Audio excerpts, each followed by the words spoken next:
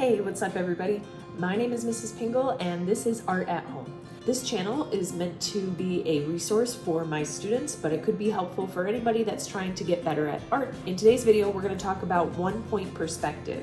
So without further ado, let's dive into it.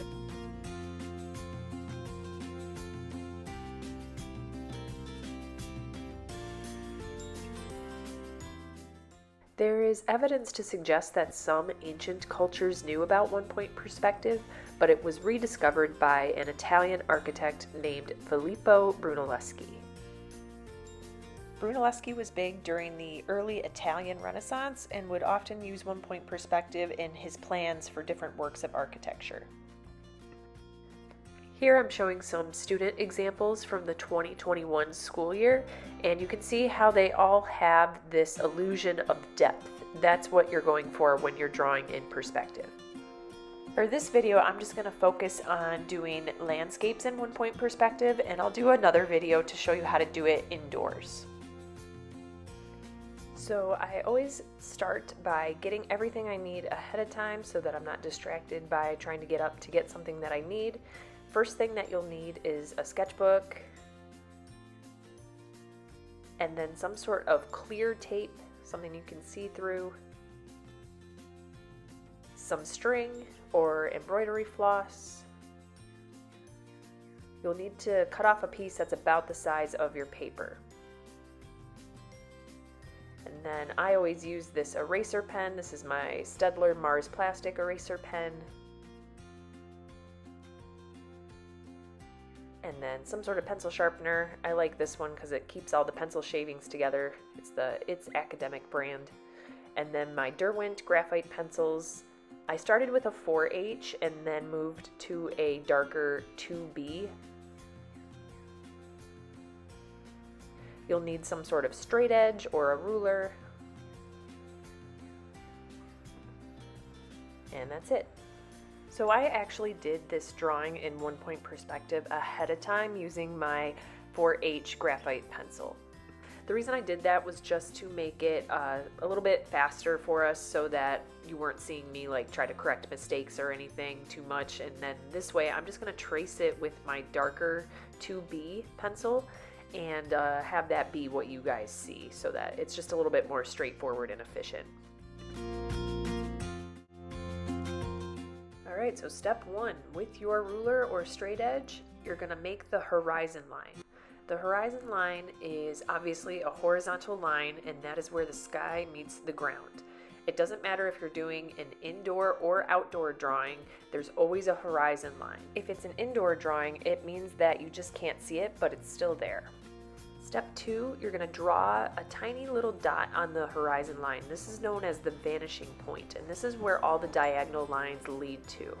It can be to the left or to the right on the page, but it does need to go on the horizon line. So I'm just going to put mine in the middle to make it simple. Then you're going to take your clear tape and tear off just the tiniest little piece that you possibly can. And you're going to stick this to your clothes or to something around you that's got fabric on it.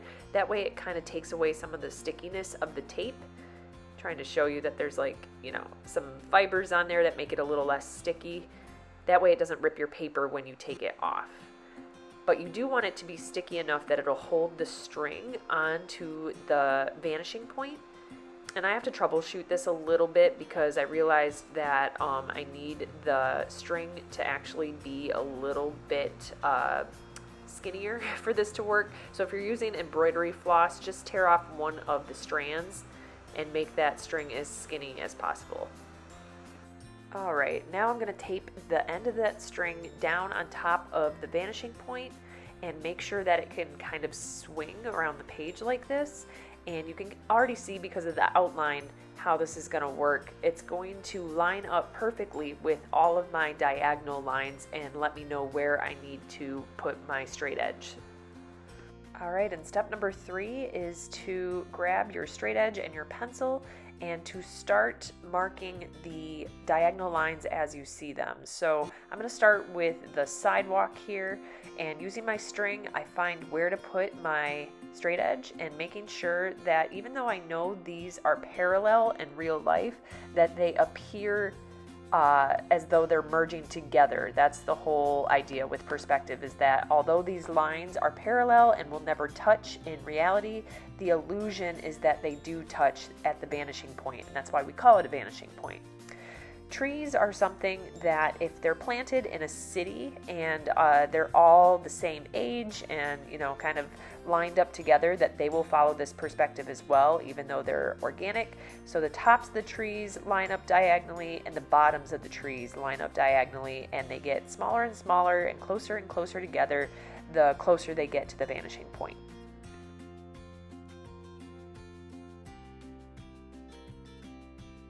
Next, I'm going to do the right side of the page and start with my buildings.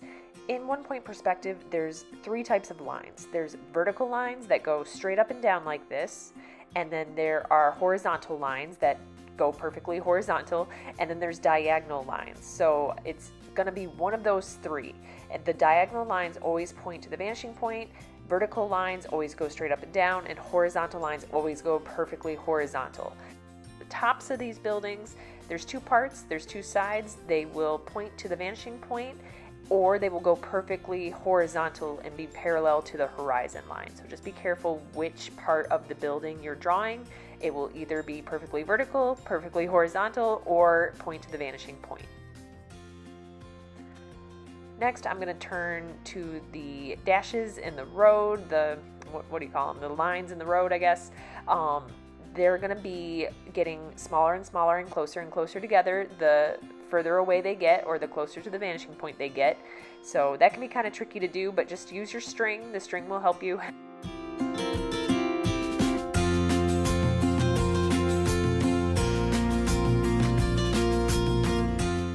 Next, I'm going to start drawing the windows and doors that I see on the buildings here. So again, the vertical lines, perfectly vertical. Make sure they're parallel to the right side of your page. And then the tops of the windows are going to be diagonal. So I'm using my straight edge here, making sure that the straight edge is pointing directly to the vanishing point, because sometimes it can shift on you. And then you kind of see how it has this fanning effect where the tops and bottoms, even though in reality they are parallel to each other, appear to be pointing towards each other, slanting towards each other. That's what you want. That's correct.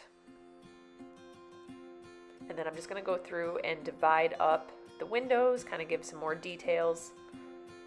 On this side, however, this is the side of the building that is squared up to you. So the windows and doors will not point to the vanishing point, because the tops and bottoms of the buildings don't point to the vanishing points either. So those will just be straight on, squared up, perfectly vertical, perfectly horizontal lines. Next, I'm going to go through and add more details to the sidewalks. So there's parts of the sidewalks that are perfectly horizontal, like you see me drawing here, and then parts that point toward the vanishing points, the diagonal lines. So just pay attention when you're drawing those to make sure that they make sense. Just continuing to add more doors and windows to the other buildings, following the same rules I've been talking about. Vertical lines go straight up and down. Diagonal lines point to the vanishing point.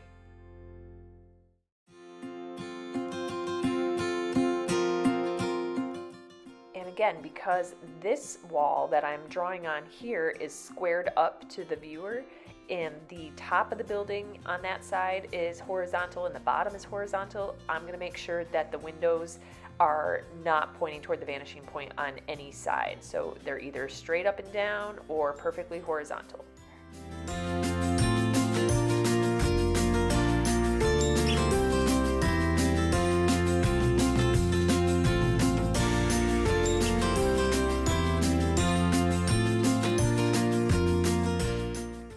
Now I can take this string off, because all I have left to do is the horizontal lines left in the sidewalks.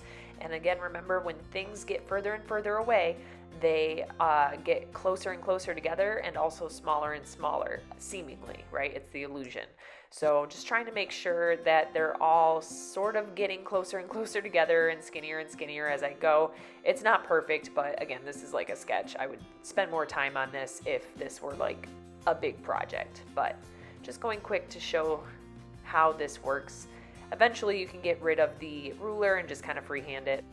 Next, I'm going to go through and erase the parts of the horizon line that you wouldn't see because they're overlapped by either trees or buildings, but I'm going to purposely leave it in spaces in between where, like this, where you would see the horizon line showing through. You want to make sure not to get rid of all of it, otherwise it's going to look kind of strange, especially if this is an outdoor scene.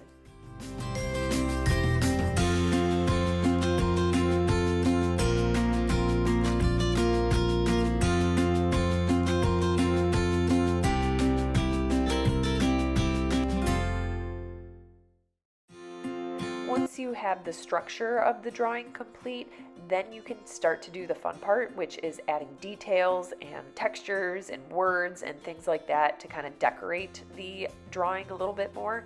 And I always tell students it's a good idea to put in things from your culture or your visual culture so that it's a little bit more specific to you. So I put in some brands that I like just to give you guys some ideas in case you are doing a project like this on your own. That's it for this video, everybody. Make sure to give it a thumbs up if you liked this video and subscribe to this channel if you want to see more videos like this. I am planning to do a perspective series as well as more art history related videos, and follow me over on Instagram if you have not already, because that's where I show off a lot of student work. All right, talk to you next time, guys. Bye.